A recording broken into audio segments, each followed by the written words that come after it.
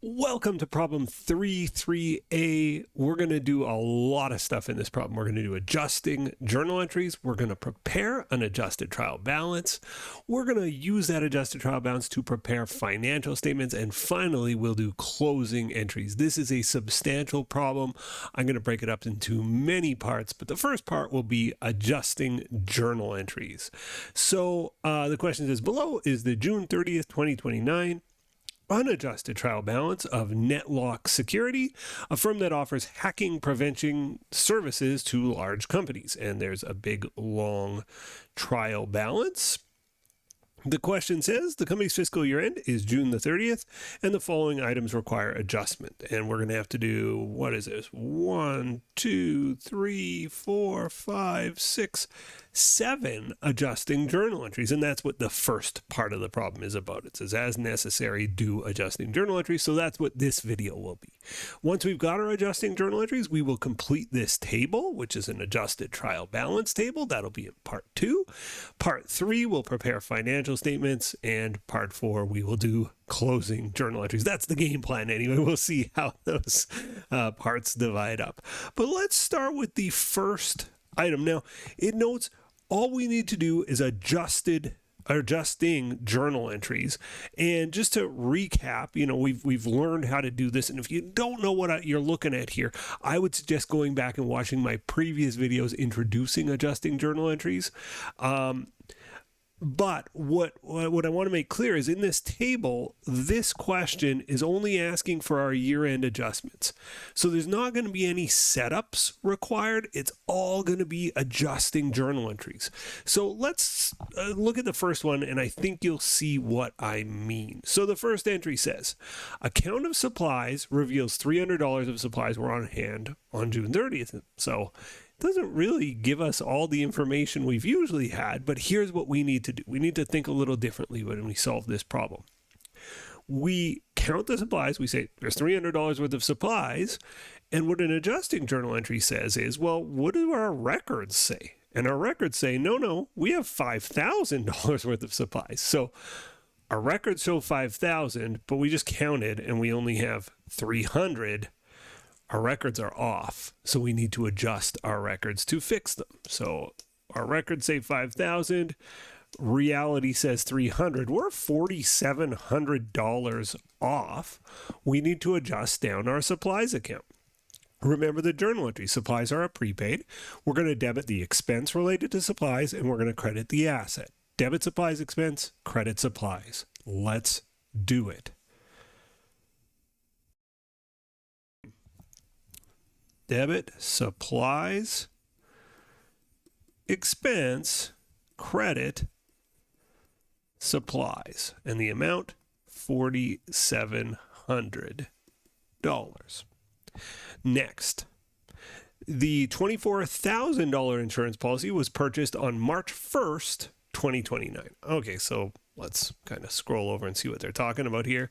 They're talking about this $24,000 insurance policy, and they're saying we bought it on March 1st, 2029. Well, today is June 30th, 2029. And when we bought it, we would have gone debit, prepaid insurance, credit, cash. We already did that. How do I know we did it? Because it's there in our record. So somebody did a journal entry to record that we bought some insurance. What we have to say is, how much of this insurance has expired? So, and with an assumption here, and maybe I'll make that clear, I'll edit the question, but it's a 12-month. The $24,000 12-month insurance policy was purchased on March 1st, 2029. And we're going to say, well, today's June 30th, how much of this insurance policy has expired? So let's do some figuring here. March, April, May, June. 4 months have expired. March, April, May, June. Yes.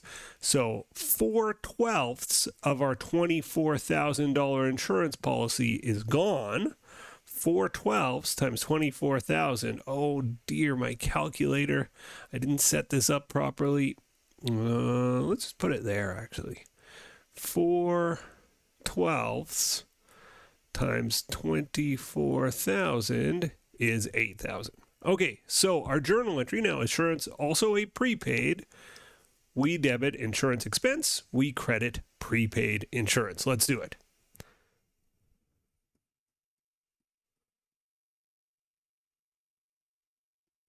insurance expense, and we credit prepaid insurance for the amount of insurance that has expired. 4 months, which we said was $8,000. Debit insurance expense, credit prepaid insurance for $8,000. There is our journal entry for Part B. On to Part C. It says the computers were purchased on July 1st, 2027. Well, remember, this is fiscal year ended June 30th, 2029. So that's like 2 years ago we bought these computers for $200,000. At the time of the purchase, the estimated life of the computers was 5 years. So $200,000 divided by 5 years means we're going to depreciate our computers at a rate of $40,000 per year. The estimated life was 5 years, no residual value. Depreciation had been properly recorded up to June 30th, 2028. So if we bought it July 1st, 2027, we depreciated 2028, we would have recorded $40,000 of depreciation already before this year started. And I think we can see that if we look at the table. Yes, there's $200,000 in computers, there's $40,000 of depreciation. So that was year one, but that was a year ago. We've got to record this year's depreciation. Now, in previous questions, I had you counting months, but if I bought an asset years and years ago, I just do a full year of depreciation in the year that I'm examining. So here it's June 30th, again, 2029. Maybe I should have put the year on this. We've got to record, we depreciated all the way up to June 30th, 2028. Well, to go from June 30th, 2028 to 2029, it's 1 year. Our depreciation is $40,000 per year, so our depreciation is $40,000. Debit, depreciation expense,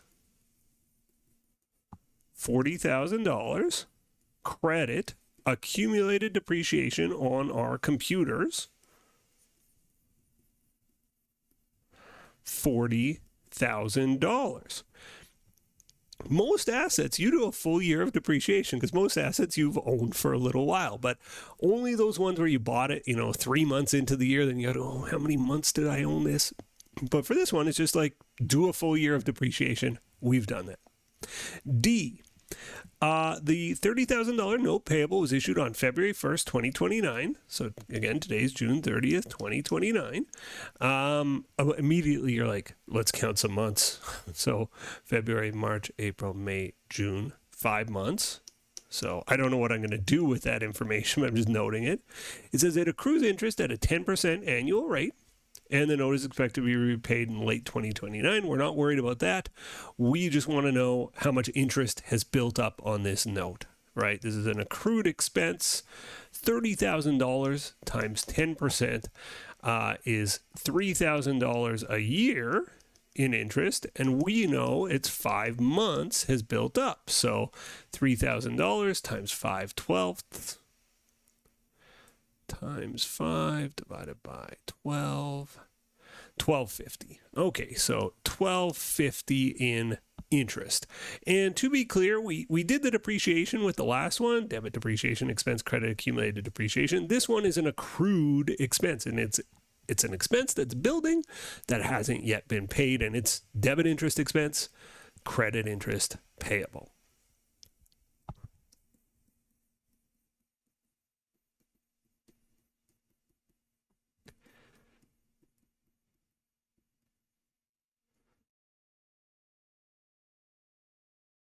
And the amount here was, of course, $1,250. That's D. Let's move on to E. On May 1st, 2029, the company entered into a 3-month contract to provide security for a major corporation. The corporation paid $15,000 for their 3-month contract on May 1st. So they paid in advance. And when they pay in advance, this is unearned revenue, but we would have already recorded this. We would have gone debit, cash, credit, unearned security revenue. And the question even says it. It says, and that amount was correctly recorded as unearned revenue at that time.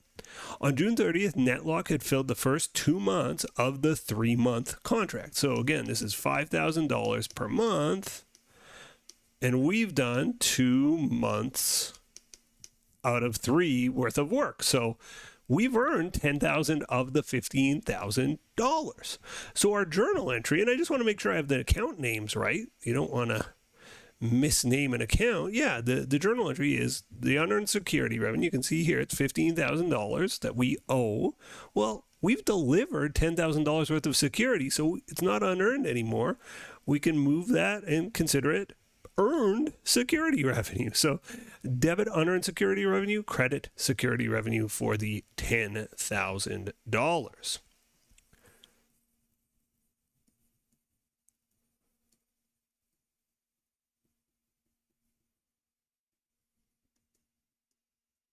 Debit unearned security revenue, credit security revenue for, again, 2/3 of the money has been earned. And looking at our table, this is, of course, an unearned revenue situation. We're only doing the adjusting journal entry, but at some point in the past, they got paid the $15,000. The accountant went debit cash, credit unearned security revenue, and now we're saying we've earned 2 months. Congratulations, us.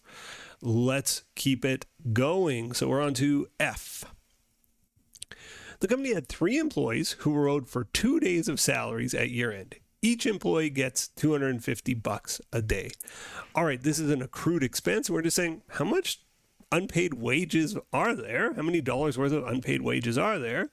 Each employee gets $250 a day. There's 3 of them, so that means $750 per day in total wages.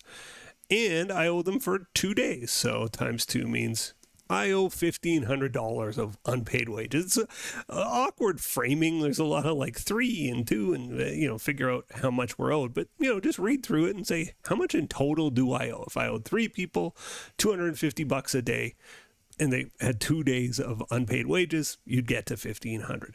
The journal entry, this is an accrued expense. We're going to debit an expense. The expense related to salaries is salaries expense. If it was wages, we would call it wages expense.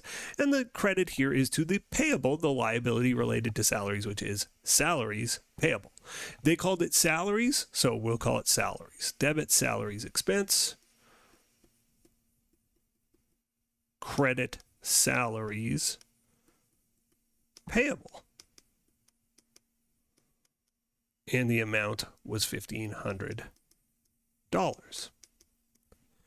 That's F. On to G. The company entered into, on June 1st, 2029, the company entered into an agreement to provide service for a new client at a rate of $4,000 a month. At the end of June, NetLock had provided the first month of service, but we hadn't gotten paid. All right, so somebody owes us for a month of work. This is very typical. You do work for somebody, and obviously we hadn't recorded it yet. That's why it's on this list. When I do work for which I'm not paid, this is an accrued revenue, debit accounts receivable, $4,000, and we credit, whatever our revenue is. I think we called it security revenue. Is that what we called it? I can't remember the name. If you're given a table like this, you want to use the same words that are on the on their trial balance. So we're given the name. I want to be consistent in my naming. So credit security revenue. Okay, so we've done the A through G, those 7 journal entries, those 7 adjusting journal entries that I promised we would do. I'm going to, in the next video, I'll sort of consolidate these into one sort of simple, short list, and we will go from our adjusting journal entries to a trial balance. Stay with me. I hope these videos help, and as always, if they're helping, it really does help me if you hit one of those buttons. Have a great day. Goodbye. The next video in our series is right up here, and if you want a supercut of all of the videos in this series, that's the one down below.